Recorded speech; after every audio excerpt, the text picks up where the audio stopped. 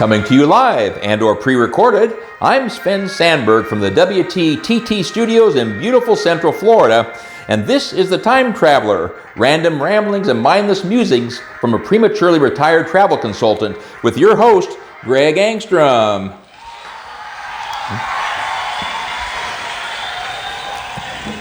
All right, thank you very much, ladies and gentlemen. Appreciate that. And Taxameka Sven for that lengthy but accurate introduction. Today on the Time Traveler, random ramblings and mindless musings from a prematurely retired travel consultant, we are going to continue to pay homage to the Boeing 747, the Queen of the Skies.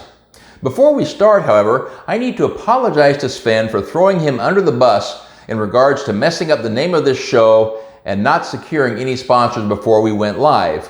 Sven, I was almost to the point of releasing you from your contract after just 2 shows, but you have been redeemed. Let me explain. Believe it or not, you have a fan club. Well, maybe not a club, but at least one fan, okay? What's that? Sven, you're shocked? Well, trust me, you are not half as shocked about that as I am. Yesterday, during our Zoom Sunday School class, one of my friends, Doug, asked how Sven was doing. Well, I was first of all shocked that anyone would ask, but then I replied that you were doing fine, but somewhat camera shy. Doug guessed that that very moment you were probably working hard and out looking for sponsors for our show. I can only hope that this was the case. So Sven, you can thank Doug for saving you from the ranks of the unemployed. Maybe in a future episode I can share how we met and developed this tight-knit relationship of 1 month. Now in our last episode we talked briefly about the Boeing 747 and 2020 being the 50th anniversary since she went into service.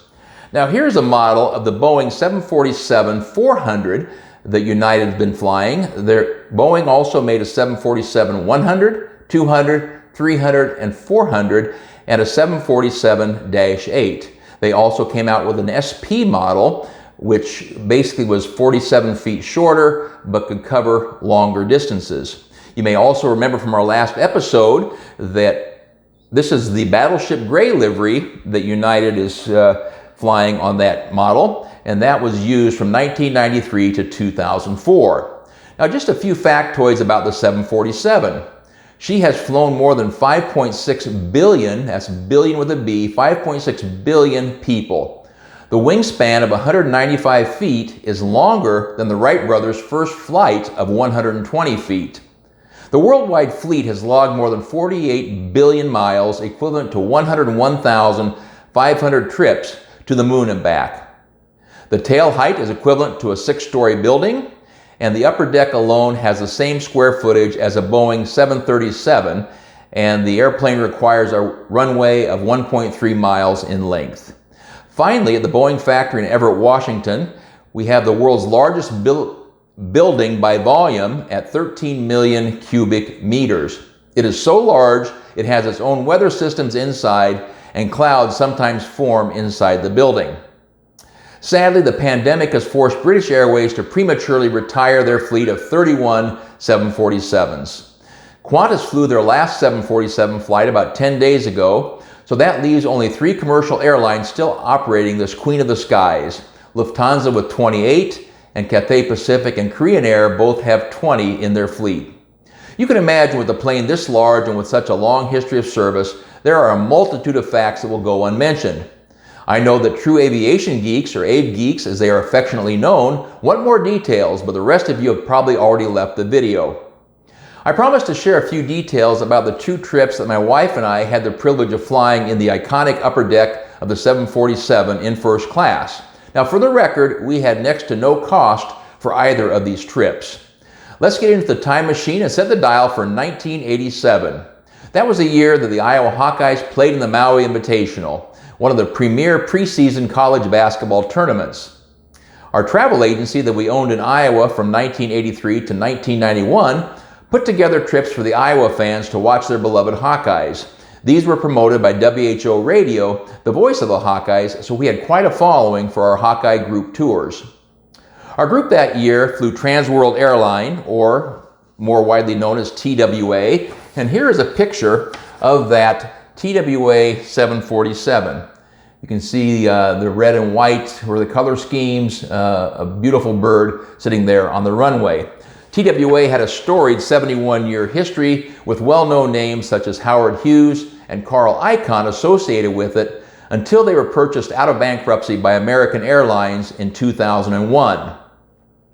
Now, we had the privilege of flying from St. Louis to Honolulu in the upper deck. One of the teams playing in the 8-team tournament was the Kansas Jayhawks. You basketball fans may remember Larry Brown as the coach at that time. My wife, myself, our 2 kids, and my parents, along with Coach Brown and his staff, pretty much filled up the 12 seats in the upper deck. For the record, the Iowa Hawkeyes beat Stanford, number 7 ranked Kansas, and Villanova to win the tournament that year, although Kansas did go on to become national champions in the spring. Our second first-class adventure in the upper deck was with Lufthansa. And this is a picture of their 747. Again, a beautiful bird with the iconic upper deck hump on that airplane. And we flew from Miami to Frankfurt somewhere around 1998. And the best way to describe the experience of being in that upper deck is being on a private 12-passenger jet. Now, I've never been on a private 12-passenger jet, but I'm imagining what that would be like, okay? So the feeling of privilege started as you ascended the spiral staircase to the upper deck. Only those holding boarding passes were allowed to make that climb.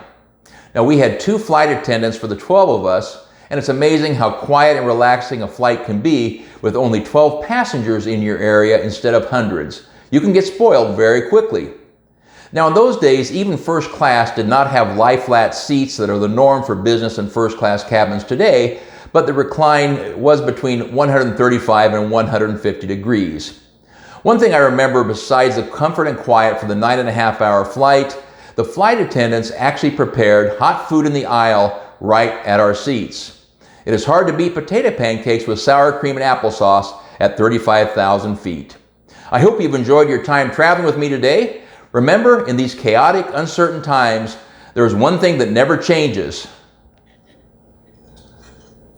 I am kind of a big deal. Ciao for now.